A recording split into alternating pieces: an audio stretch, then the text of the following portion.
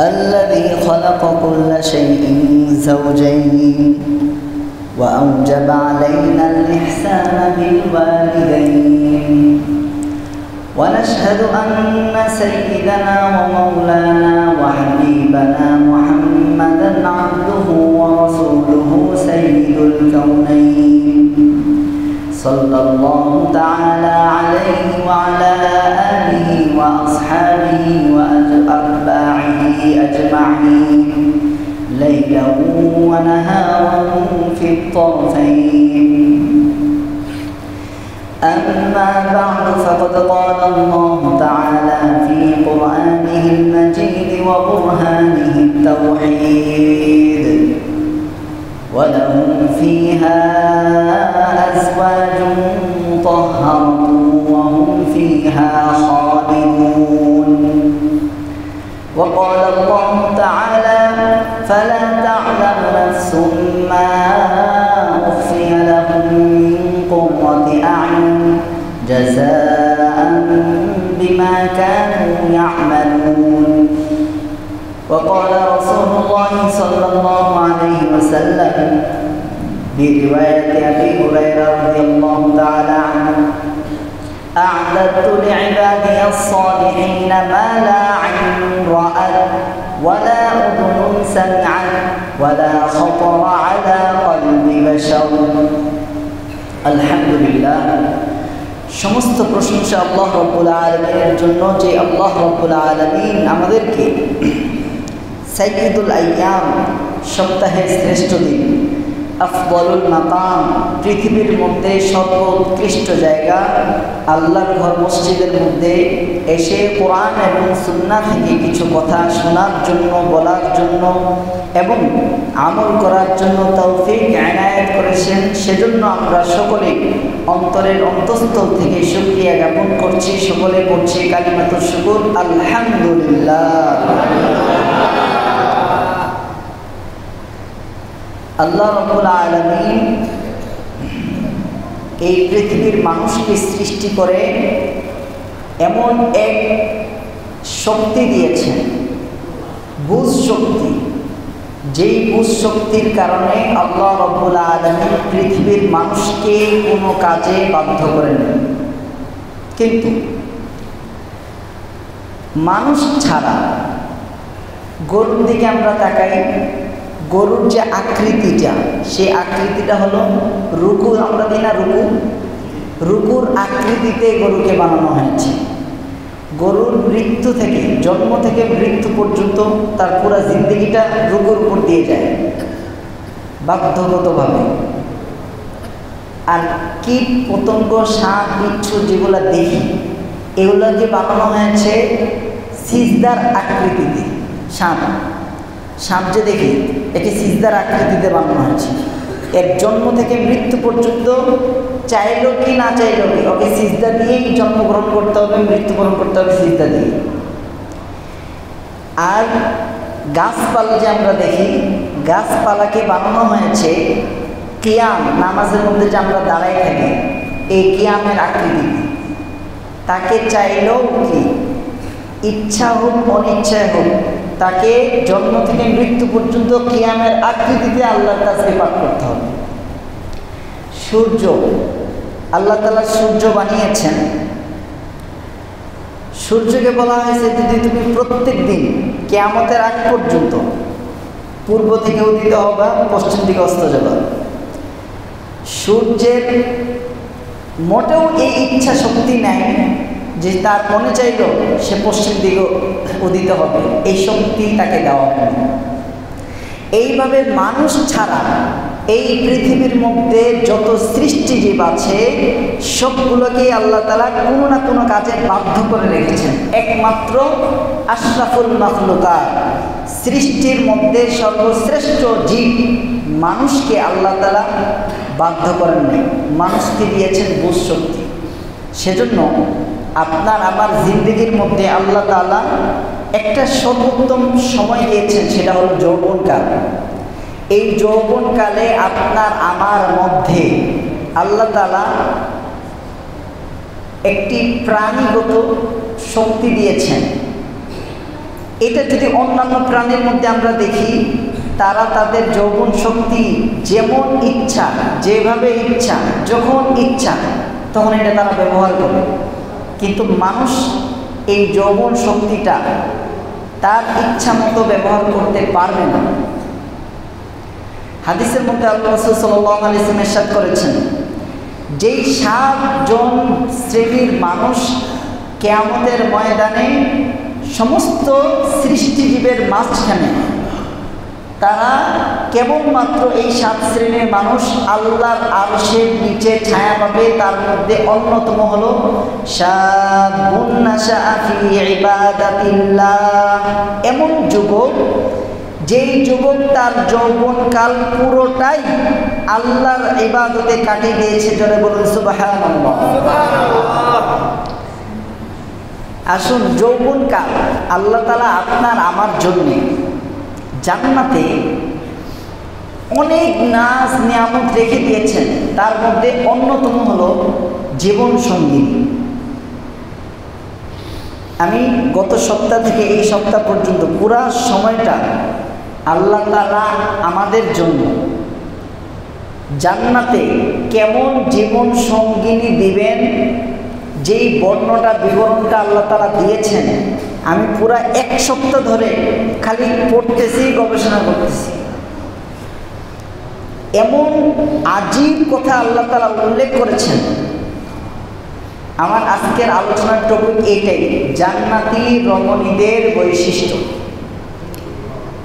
দেখুন, সূরা আলে ইমরানে 4 নম্বর আয়াতে আল্লাহ ইরশাদ করেন, ইন্নাল্লাহা লা ইয়াখফা আলাইহি শাইউন ফিল আরদি ওয়ালা ফিস সামা, নিশ্চয়ই আল্লাহ যার কাছে আসমান এবং জমিনের মধ্যে কোনো একটি জিনিস গোপন নেই। আল্লাহর কাছে আসমান জমিনের মধ্য থেকে কোনো জিনিস গোপন নেই। এই আয়াতের উপর আমাদের পূর্ণ ইয়াকিন আছে কি না? আছে। এখন আসুন, তাহলে যুবক ভাইয়েরা, আমরা রাতের অন্ধকারে মোবাইলের নেটে গোপনীয়ভাবে গোপন জায়গায় সার্চ দিয়ে যেগুলো দেখি, এগুলা কেউ জানুক বা না জানুক, কে জানেন? এরপরে ঢাকা শহরের বিভিন্ন জায়গায় পতিতালয় আছে।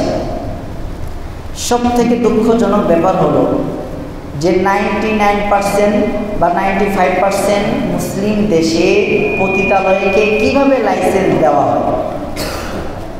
আপনার আমার যত ইবাদত হোক, যদি আপনার আমার বাউন্ডারিতে পতিতালয়ের লাইসেন্স দেওয়া থাকে, এই ইবাদত আল্লাহর কাছে তেমন গ্রহণযোগ্য হবে না। সেই পতিতালয়গুলো গোপনভাবে তারা করে, সবার সামনে না। তো আল্লাহ তাআলা কোরআনে ওপেনলি এমন কিছু বিবরণ দিয়েছেন, যেই বিবরণগুলো আমরা মনে করি লজ্জাজনক ব্যাপার, কিন্তু কোরআনের বয়ান করতে গেলে, কোরআনের তাফসীর করতে গেলে একটা মূলনীতি আমাদেরকে সামনে রাখতে হবে। সেটি হলো সূরাতুল বাকারার 26 নম্বর আয়াত। আল্লাহ তাআলা ইরশাদ করেন, ইন্নাল্লাহা লা ইস্তাহয়ী, নিশ্চয়ই আল্লাহ লজ্জাবোধ করেন না, আইন ইয়াদরিবা মাসালাম মা, যে কোনো দৃষ্টান্ত দিতে আল্লাহ লজ্জাবোধ করেন না। তাহলে আল্লাহ লজ্জাবোধ করেন না, সেজন্য আল্লাহ কোরআনে খুলে খুলে বর্ণনা করেছেন। সেই আল্লাহর কোরআন বয়ান করতে গিয়ে খতিব সাহেবরা বা মুফাসসিররা কোনো জিনিস যদি গোপন রাখে, এটা কি জায়েজ হবে? আপনারা বললেন জায়েজ হবে? হবে না। এখন আসুন, আল্লাহ তাআলা আপনার আমার জন্য জান্নাতে কেমন জীবন সঙ্গিনী দিয়েছেন, আগে আমরা সেগুলো শুনব। 1 নম্বর, ওয়ালাহুম ফিহা আজওয়াজুম মুতাহহারাতুন ওয়া হুম ফিহা খালিদুন। সূরাতুল বাকারা 1 নম্বর পারার 4 নম্বর পৃষ্ঠার 4 নম্বর লাইনের 25 নম্বর আয়াত। আল্লাহ তাআলা ইরশাদ করেন, ওয়ালাহুম, এবং তাদের জন্যই প্রস্তুত করা আছে, আজওয়াজুন, জাউজুন হলো এক বচন, জাউজুন মানে জোড়া, আর আজওয়াজুন বহুবচন, মানে জোড়াসমূহ। যেমন আমাদের ডান কানের জোড়া কি? বাম কান। ডান হাতের জোড়া কি? বাম হাত। ডান চোখের জোড়া কি? বাম চোখ। এরপরে নাকের ছিদ্র দুইটা আছে, এক ছিদ্রের জোড়া আর এক ছিদ্র। আমাদের দাঁত, উপরের শাড়ির দাঁতের জোড়া হলো নিচের শাড়ির দাঁত। এরপর ডান পায়ের জোড়া হলো বাম পা। এইভাবে আমাদের পূর্ণ দেহটাকে আল্লাহ রাব্বুল আলামিন জোড়ায় জোড়ায় বানিয়েছেন। এখন আসুন, একজন ব্যক্তি খুব সুস্থ, সব কিছু আছে, কিন্তু তার ডান হাত আছে, বাম হাতটা নাই, তাকে কি স্বয়ংসম্পূর্ণ মানুষ বলা যায়? বলেন, মানুষ বলা যায়? সব ঠিক আছে, সুস্থ, দেখতে অনেক সুঠামদেহী, অনেক সুন্দর, সুদর্শন বালক, কিন্তু বাম হাতটা নাই।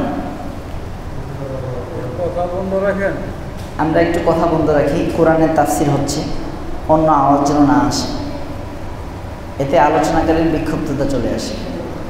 অনেক সুঠামদেহী, সুদর্শন বালক, কিন্তু বাম হাতটা নাই। আচ্ছা বলেন, এমন ব্যক্তিকে ভালো জায়গায় কেউ চাকরিতে নেবে? নেবে না, স্বয়ংসম্পূর্ণ না। কেন? সবগুলো জোড়া আছে, কিন্তু ডান হাতের জোড়া, বাম হাতটা নাই।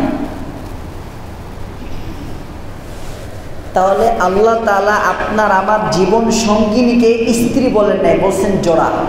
এখন বলেন, যেই সমস্ত যুবকরা বিবাহ করে নেয়, তাদের জোড়া নাই, জীবন সঙ্গী নাই, ওই ডান হাতের, যেই লোকের ডান হাতের সাথে বাম হাতটা নাই, সে যেমন স্বয়ংসম্পূর্ণ না, ঠিক তদ্রূপভাবে যার স্ত্রী নাই, সেও স্বয়ংসম্পূর্ণ না।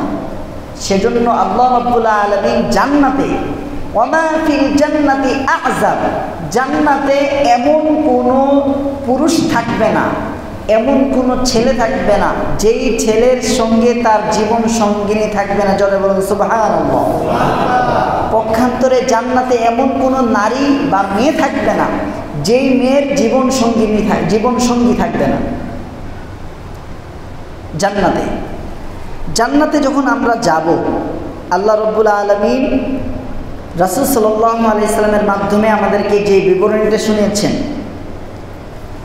জান্নাতি ব্যক্তিরা যখন জান্নাতে প্রবেশ করবে, প্রবেশ করার সাথে সাথে ওয়াহুম আলা খালকি আদম সিত্তুহু যিরাআন, আমাদের সবার দৈর্ঘ্য লম্বা, আমরা সবাই 60 গজ লম্বা হব, 60 হাত বা 120 ফুট সবাই। কিন্তু দুনিয়াতে দেখা যায় কেউ লম্বা, কেউ খাটো, যার কারণে আমাদের মনে একটা কষ্ট থেকে যায়। এটা আমাদের হাতের কিছু না। সেজন্য আল্লাহর বানানো সৃষ্টির মধ্যে কোনো ত্রুটি থাকলে সেগুলো ধরতে নাই, বলতে নাই। একজনকে আপনি বলতে পারবেন না তিরস্কার স্বরূপ, এই লম্বু, খাটকু, বলা যাবে না, কষ্ট পায়। এই কষ্ট পাওয়ার কারণে আল্লাহ রাব্বুল আলামিন আপনার উপর রাগান্বিত হয়ে যাবে। তো জান্নাতে আপনারা, আমি, সবাই আমরা 60 গজ, সিত্তুনা যিরাআন ফিত তাউল, সবাই আমরা 60 গজ লম্বা হব। ওয়াসাবআতু আযরুইন ফিল আরদ, প্রশস্ততায় হবে 7 গজ, মানে দেহ প্রশস্ততা হবে 7 গজ, আর দৈর্ঘ্যটা হবে 60 গজ। এটার উপর যদি আপনার আমার ইয়াকিন না আসে, রাসূলের হাদিস, রাসূলের কথার উপর যদি আপনার আমার ইয়াকিন না আসে, তাহলে আমরা কিন্তু বেঈমান, মুমিন হতে পারবো না।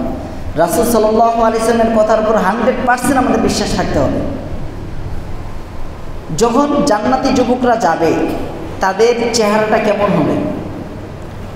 আল্লাহ রাসূল সাল্লাল্লাহু আলাইহি ওয়াসাল্লাম বলেন, আলা আহসানি সূরাতিল কামারি লাইলাতাল বাদরি, 14 তারিখে পূর্ণিমার চাঁদের মতো যেমন উজ্জ্বল ধবধবে সাদা হয়ে থাকবে, এত সুন্দর জান্নাতি যুবকরা থাকবে।